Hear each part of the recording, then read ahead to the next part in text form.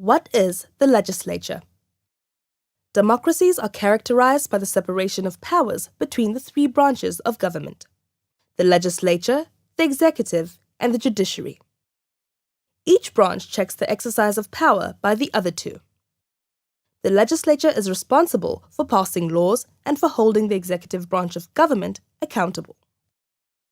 The legislative authority in the national sphere of government is vested in the Parliament, which is the supreme legislative power in the country. At provincial level, the legislature is represented by the provincial legislatures and in the local sphere by the municipal councils. In this video, we will focus on the national level and outline what Parliament is and what it does, in line with Chapter 4 of our Constitution. The Parliament of South Africa is situated in Cape Town. It is the place where our elected representatives meet and carry out their work. Our Parliament is bicameral. That means that we have two houses of Parliament, known as the National Assembly and the National Council of Provinces. The National Assembly is made up of 400 representatives from different political parties called Members of Parliament or MPs. South Africans directly elect MPs every 5 years by casting votes for the party of their choice. Seats are then allocated to each party based on the number of votes the party received using the proportional representation system. Each party compiles a list of candidates, and the MPs are allocated from this list in the order the names are listed. The lists are prepared before the election. Half of the 400 MPs are selected from the national party lists and the other half from the provincial lists. A party needs to obtain about 50,000 votes for every MP representing it in the National Assembly. This system allows for smaller parties and therefore minority interests to be represented in our legislature. Soon after the national election, the Chief Justice, who is the head of the judiciary, swears in the members of the National Assembly. Then the Speaker is elected along with the Deputy Speaker. The Speaker leads the proceedings in Parliament and makes sure that its rules are followed. The second House of Parliament is the National Council of Provinces. It came into effect in 1997 in South Africa and is the body that represents the provincial interests at the national level of the legislature. The National Council of Provinces has 90 members. Each province, regardless of the size of its population and number of seats in the provincial legislatures, nominates 10 delegates to this council. The delegation of 10 members usually consists of the Premier, 3 other temporary delegates that can change from time to time, and 6 permanent delegates nominated for the full term of the Parliament. The party representation in the delegation must proportionally reflect the party representation in the provincial legislature. The Chief Justice also presides over the election of the National Council of Provinces chairperson, permanent deputy chair, and the rotating deputy chair. Now that we know what the Parliament is, let's talk about what the Parliament does. Each house has its own distinct role and functions as set out in the Constitution. However, there are also many instances when the two houses act together to conduct joint business. To simplify, we are referring to both houses of Parliament here. They have 4 main functions or areas of jurisdiction.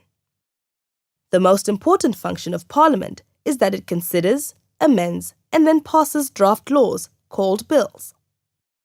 The bills are usually prepared by the executive, but they can also be prepared by MPs.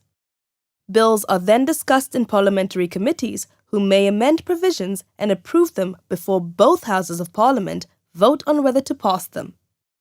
Parliament must ensure that all bills conform to the provisions of the Constitution before being passed.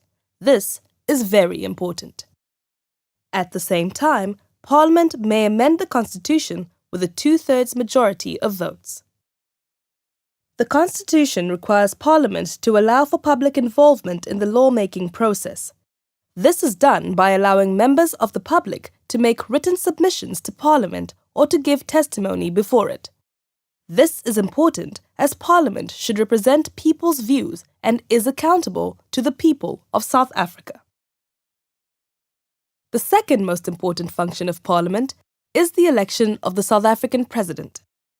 At its first sitting after the election, the National Assembly elects the President from among its members. In practical terms, the leader of the political party that wins the majority of seats in the National Assembly is nominated and elected as President. Once elected President, he or she stops being a member of Parliament. Thirdly, Parliament approves the budgets of government departments and has the duty to scrutinize and oversee the work of the executive and to hold ministers accountable. The various committees of the National Assembly and the National Council of Provinces can call cabinet ministers to appear before it to explain their work and to answer questions about their work. The committees of the National Assembly and the National Council of Provinces therefore ensures that the members of cabinet do their job properly. The President and his or her cabinet are also required to answer questions in Parliament and to defend their budget every year before the National Assembly in a debate. Finally, the National Assembly provides a national forum for public debate on important issues. To achieve this goal, political parties table motions that must be debated and voted on. The National Assembly and the National Council of Provinces carry out their duties in different ways. First of all, each house meets in its own plenary session to pass legislation and debate issues. Secondly, in extraordinary circumstances, the National Assembly and the National Council of Provinces can meet in joint sittings to debate important issues of the day or to listen to important speeches. Beyond these regularly scheduled plenary sessions, the President may at any time call the Parliament for an extraordinary sitting. Finally, parliamentary work is done in a number of different committees consisting of smaller groups of members. Committees enable members of Parliament to develop expertise and in-depth knowledge of the specific committee's area of responsibility, let it be health, education, or foreign policy, for example. Each house has its own committees. Committees are, in general, proportionally representative of the parties in Parliament and headed by a chairperson. Committees are required to report regularly on their activities and to make recommendations to their House for debate and decision. There are a number of joint committees of National Assembly and National Council of Provinces as well, for example, the Annual Constitutional Review Committee. Committee meetings are generally open to the public. To summarize, what is the legislative branch of government and what does it do?